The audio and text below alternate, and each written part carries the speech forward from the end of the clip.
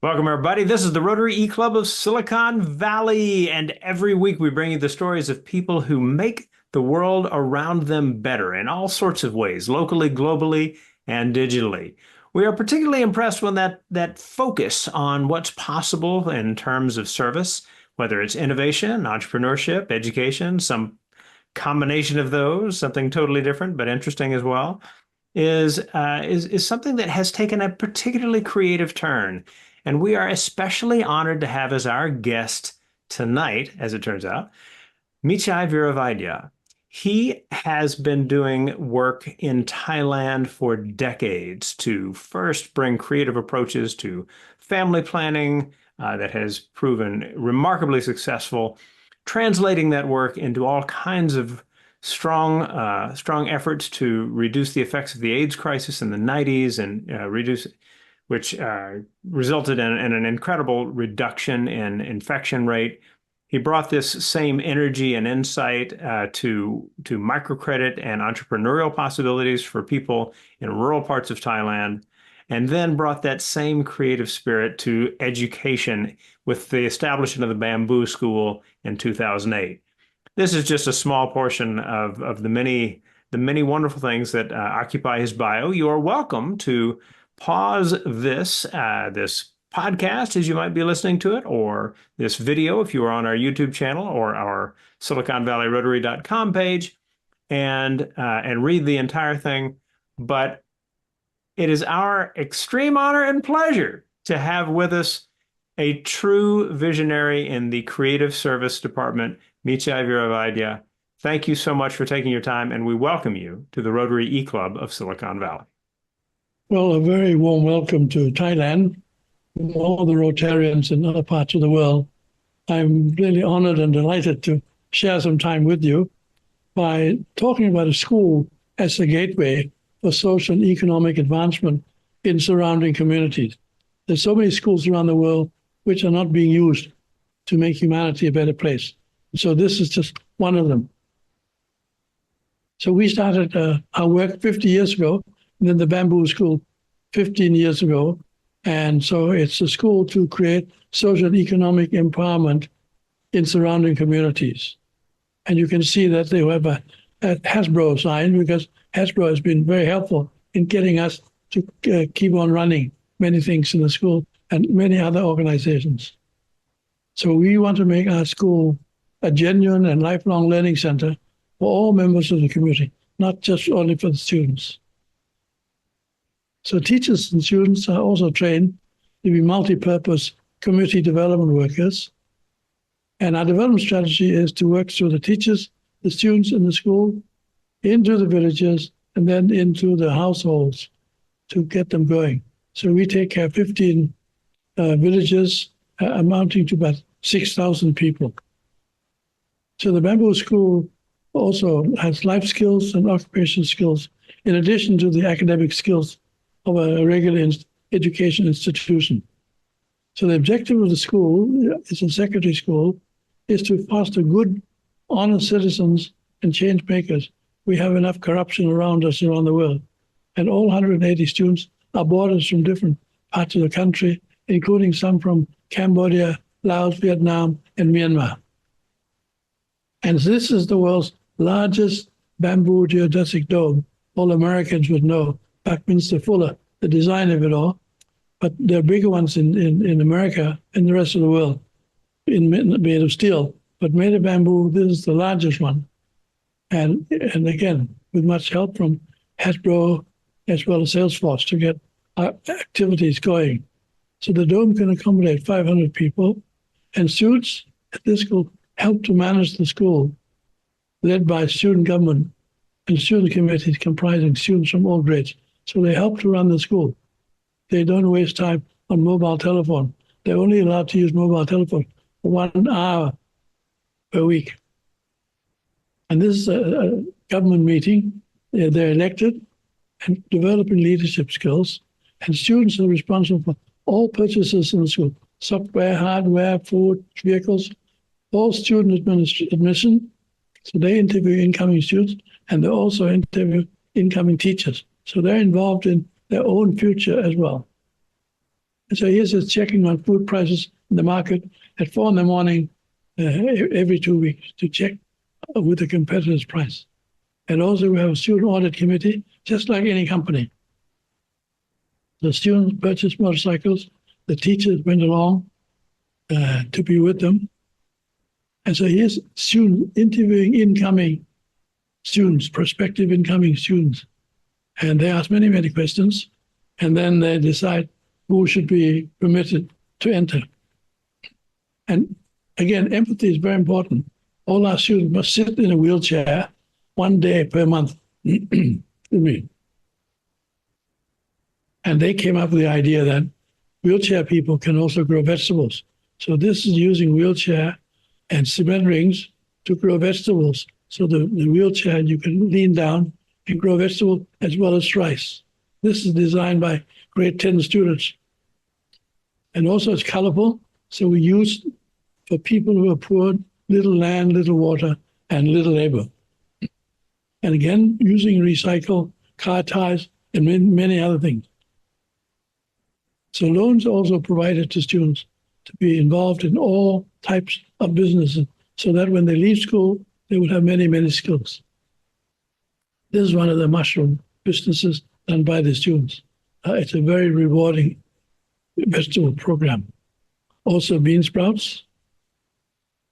And if you grow rice, in 1 square meter, you get 5 baht, which is a third of $1. But if it bean sprouts, you earn 23,000 baht. Mushrooms, 6,000 baht. Sunflower green, 14,000. Comes to 3 square meters comes to 43,000 baht, or $1,200. One 3 square meters, compared to 15 baht for rice. Again, so we want to make sure we grow the things that earn good income for the poor. Again, the hydroponic vegetables are grown in the school. These are operated by 7th grade students, and also melons grown in cement packets. And also we learn sign language because there's almost 500,000 people who are deaf. We can't speak to them. We must learn how to speak to them. And so we learn sign language. We, in return, help them whatever they would like us to help them. And so the school fees, this is not a school free. Everyone pays. They're not beggars. They pay in what they have. So they pay in goodwill and spare time. So they must pay school fees in 800 hours of community service and 800 trees planted, half and half by students and parents. Again, it's not free. And this part of that community service, those who want to be teachers, they go out and teach primary school and secondary school. And also we have life-saving pool in the swimming pool by Hasbro to save lives. Four students down every day in Northeast Thailand. So this is saving lives. Also, the bamboo schools are now working with the elderly people. We now have 15 million people who are in the elderly group, and they need a lot of help. So we're working with the bamboo school to work with the elderly. So they're now growing mushroom, vegetables being trained, loan funds being provided. And now we want to make the school a country club for the elderly. Both parties have a lot to contribute. And so here's the elderly and young establishing their vegetable farms together. And so right now we have new partnerships with 240 schools. They've come to us and asked, could we help them to turn their school into something like ours? So we've been able to go to the private sector to get some funds to help us, such as the companies already named. So what we want to do is improve the quality of life and food and income in surrounding villages of these schools. So here's a student-grown melon. These are grade 3 students who are very good at growing melons. And now these are mushrooms grown by kindergarten children. They say good morning to the mushroom every morning and say good night before going home. And so this is another school, everything on cement, using cement ring and car tires. And again, in buckets. All these, no land at all, on cement and on very bad poor soil. And some are selling their vegetables online. So these are just after a few months of helping with these schools. They're very keen. And we would like to do more, but we require assistance. And we're also helping schools for children in wheelchairs. So now they're growing vegetables from wheelchairs based on our model. And so that when they get home, after they finish school, graduate from school, they have a chance to grow vegetables from wheelchairs, and even in hydroponics. So now the students are thinking how to help people who aren't so happy about life. So they have to help them. And so they're growing mushroom in a beach umbrella. And these are deaf students who now achieved excellent standards in growing this sort of vegetable to be sold to special mushroom shops and pork shops. And so here's a pavilion, a Salesforce pavilion, which has been a great help to us. And here now temples, we're knocking the temple. This is the abbot of the temple, he's very keen. So now the temple land is being used free of charge for the elderly to grow vegetables. So they grow vegetables on free land, free water, free electricity. And there are 40,000 temples in Thailand, so we can do so much. We have 33,000 schools. We can also do so much. So here's an example that we can expand in many, many countries. Now they're growing, these are the vegetables. The elderly come to the temple, they're very happy because they get to meet friends. So they're happy to come, and the temple's getting more and more people coming in. So all the temples all green with vegetables. And also growing vegetables in coconut fibers. We don't need any soil. So it's a good demonstration plot for other people. And this is growing vegetable on tables to raise away from floods. Floods can't reach it, so the table is high, and elderly people don't have to bend when they do vegetable. And so behind is the table you can see.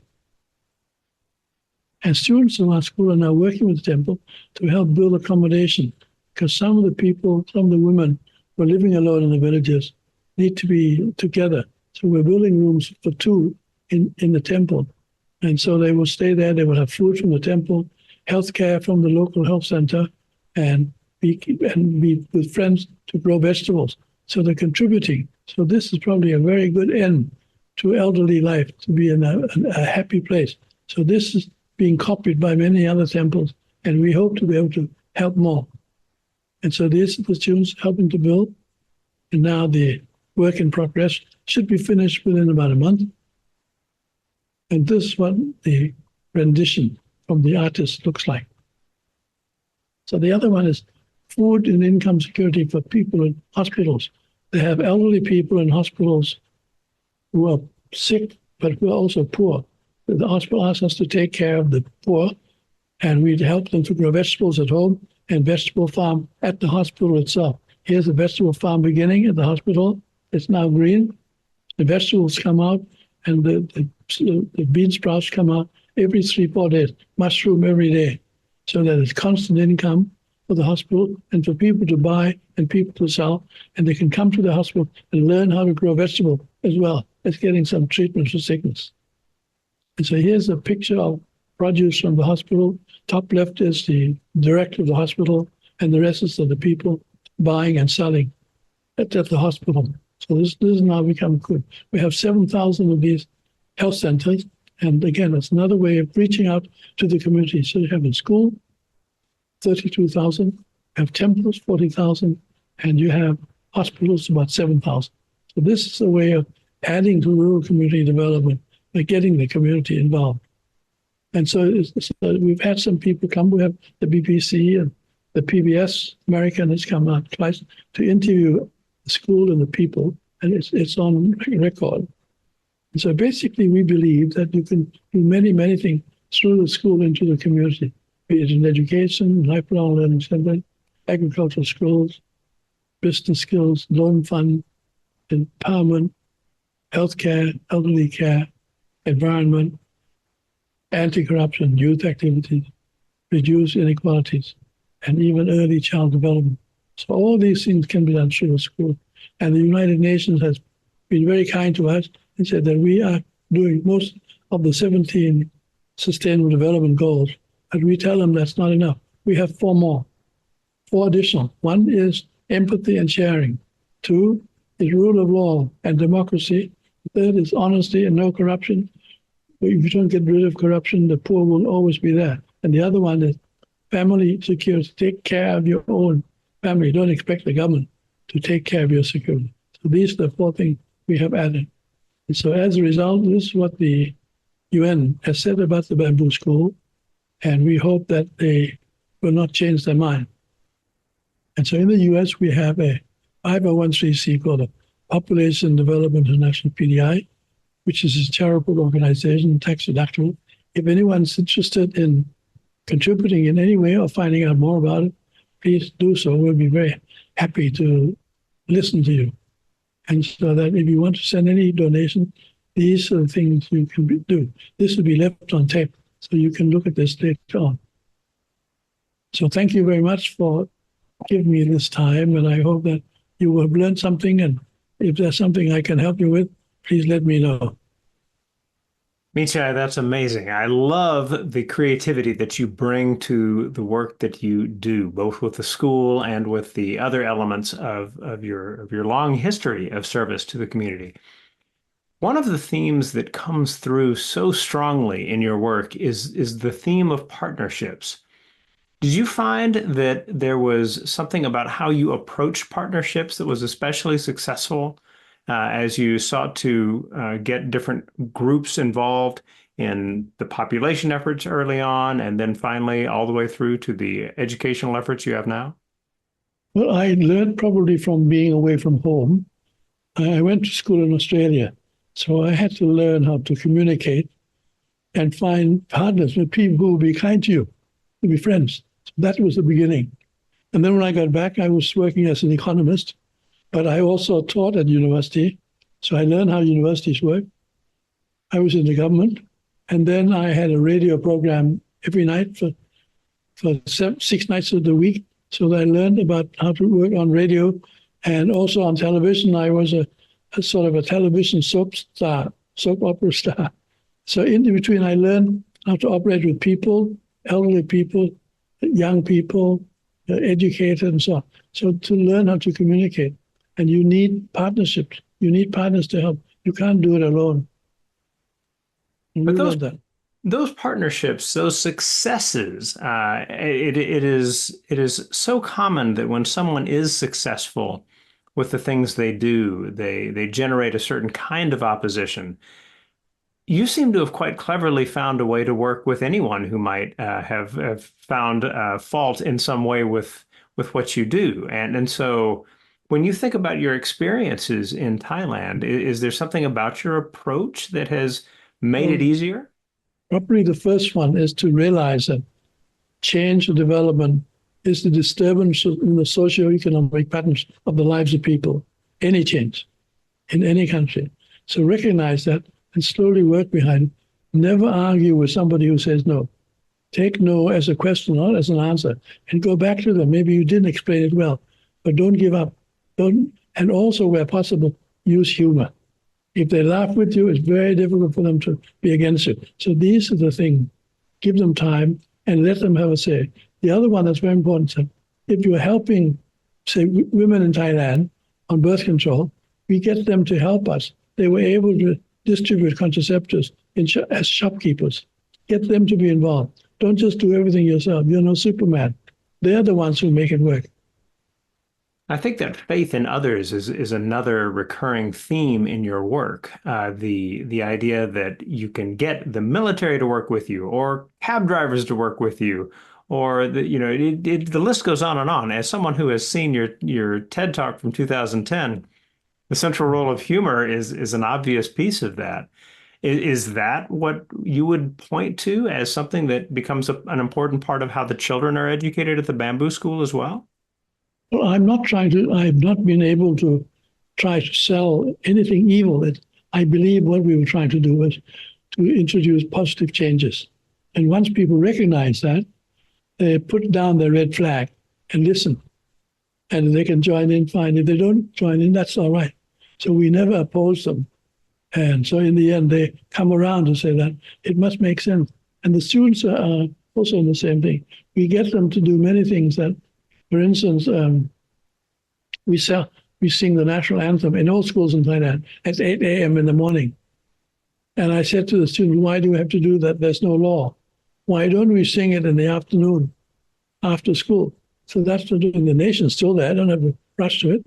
Again, to let them see the other side of the temple, to let them understand the major things that to ask questions. Why are we doing it? What are we doing it? And let them realize that they need to help other people. And we also have in Thailand a lot of shrines, hundreds and hundreds and hundreds, and where people go to ask for a favor, also for me. There's no place to go and ask for somebody else. So we built a shrine at our school to people to offer to other people through the shrine. Just for instance, when King Charles was ill, they went to the shrine and wished him well. So we call it the Good Wishes Shrine. When others only have Give Me Shrine. So this is Give You Shrine. So this can be done elsewhere too. And people aren't opposed to it. Well, that is something that should be replicated in every school everywhere, I do believe. Well, when you talk about helping students think about helping others, though, you're not limiting this to simple charity. The prevalence of entrepreneurial possibilities in your work is another theme that I'd love to explore for a bit. You had a slide, for example, that showed the kind of earnings that come from growing bean sprouts and sunflowers, as opposed to just growing rice. And so is that thought about helping students begin to think about business possibilities integrated into a message about serving the community? In our case, every student must be involved. Every student has $800 loan to do business, and they must repay. And now I'm trying to convince a major bank, a government bank, to introduce loans in every school, primary school and secondary school. They need to learn how to handle money at school, not after school. They have to learn how to do that at school. Now, the minister has just spoken and said that they want many schools to be based on the bamboo school, and they must learn how to do business. So now it's become a regular thing that you need to learn how to do business as well. Otherwise, you will have to migrate to earn money in a factory, and then later on, send your baby home for your grandparents to take care of. So that's not a very good, healthy life form for young children or mothers. And one point that many people ignore right around the world is that this sort of thing where poor women have to leave to earn income is the basic denial of human rights of a woman to be a mother and a child to be a child. These are the things we must also consider, not just economic income, but the other side. In thinking about the success of getting students to think about business possibilities, is there something that you do at the Bamboo School, that your team does, your faculty does, that would be the complicating piece for having that become part of what happens at other schools? So it's one thing to make funds available to students for loans and help them understand what's expected. What kind of training would teachers need at other schools in order to be able to replicate the success of the Bamboo School? The first one is I teach them first that what is a business? Business, you have to have something for sale, and you have to have, therefore, the raw material. So I start out bananas. So you can sell bananas, you buy it for a certain price, you sell it for a higher price, and you get a margin. But you can go in and buy at a better price, they're not exploited, and then sell at a cheaper price and still make a good profit. Now that is a business, I call it the business of sharing. But so that if you go from banana, and then next one, why don't you fry the banana? Process it, put it in honey, the next one. And then finally, why don't you grow some banana trees? So it's bit by bit by bit. So that's the first one. And the other one, we send them to the market to take a look, to see how people are doing it. So you don't learn it from any other school, you learn it at the market. And so they go to the market and they get the people in the market to explain and then, can you please help to train us? And they're very happy to do that. And then we have the loan fund for the students to do the business. They're doing also a solar panel water pumps for the villages and other schools. We're also doing solar panels, small ones, as torches, and also for solar chargers. They made this and sent this to Nepal during the earthquake. And this was the only thing that could be used to charge mobile telephones. This came from the students. They started doing it. So these are the things. And the students, they have no limited imagination. It's the adults that's the problem. And they're terrific. Give them a chance. And they will do well, and they're happy about it. And also the other one that I really would like to start is to have a small school and pay the students for coming to school. Everyone works for salary. Teachers work for salary. Why don't we get the children to see what would be the difference in the attitude toward learning? You get paid for learning. And that's one thing. But what we're starting off with is that we're giving money for every percentage of your exam. We give you 1 baht. So it's 100 baht, it's 400 baht, it's about $3. Everyone gets it. So that in the class, the highest and the poorest, lowest come together and average out. And that's how everyone gets. So you know how you help the people at the bottom, and people at the bottom know how you drag the people at the top down. But I would love to start a school. I'd love somebody in Rotary to give them a chance, start a school, primary school, and pay kids for coming to school. I love it. The idea that also what students can do is to inspire their families to become part of solutions in the community is within the concept of the Bamboo School. You talk about how the tuition is planting trees and things like this. Is this one of the ways that you rally a community around a school, by having them experience something together like planting trees? Oh, they like this very much. They participate with the school. And now that's why the temple now is moving along very strongly. They like the temple as well. So we have the school, the temple, and the health center. So all of these are people organizations to keep on pushing activities rather than leaving it to the government. Well, clearly, the students have the opportunity to be inspired to do interesting things. Their academic experiences involve the kinds of things that others might not get a chance to do until after they've gotten to college or beyond. So that opportunity to be inspired is very powerful. For you, in growing up, going to school in Australia, the other experiences you had in the 60s, was there a moment of inspiration that led you to feel like you could make a significant difference in the lives of others, as you have gone on to do? I think I observed it as a young child. Both my parents are doctors, and they had a clinic in town. They had one at home, at the back door, for people who didn't have money to come. So they had a free clinic as well as a charging clinic. And I saw that you could do these things without even being tired. And they were happy about it. So I shared that right from the beginning. So I knew that if I were to do something and let somebody else benefit from it, it's fine. So that was the early beginning.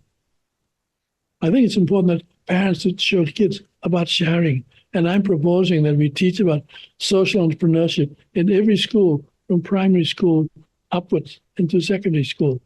And so when I'm now starting what I call Saturday school at the Bamboo School for kids from primary school, from grades 3, 4, 5, 6, to come and learn about business and go to the market and have a loan fund to really do business. And you can keep the money. So we're teaching other schools to do it. And I think this can be done in other places. So again, we need to just explore, show it can be done. Governments and others can follow. If I remember correctly, one of your parents is from Scotland. Is that correct? Yes, my mother's Scottish.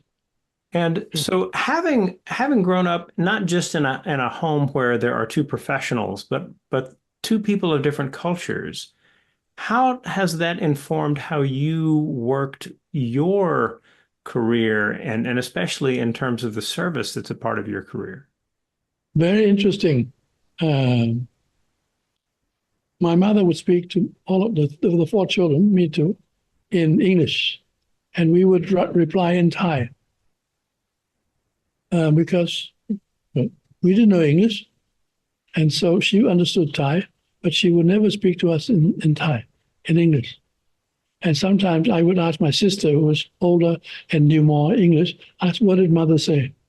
So that was how I learned in the family, learn English, and then went on to learn through other systems. Just realizing that it's not difficult, but you have to be wise, not to jump to it all at once. So here's a household. My mother's white, my father's brown, because they didn't make any difference in that. So not to us. And what should I like? Should I like brown or should I like white? Second one, my father's a Buddhist, not great Protestant. My mother's a Christian, Presbyterian.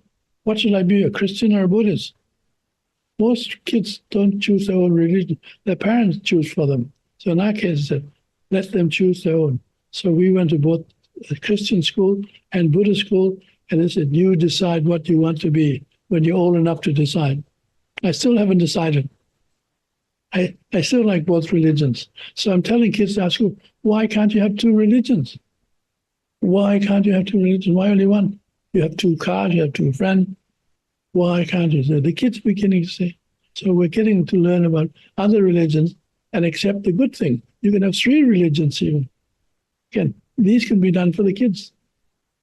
Well, we seem to have come back full circle to the volume of creative ideas that you bring to everything you do, and what a joy that is.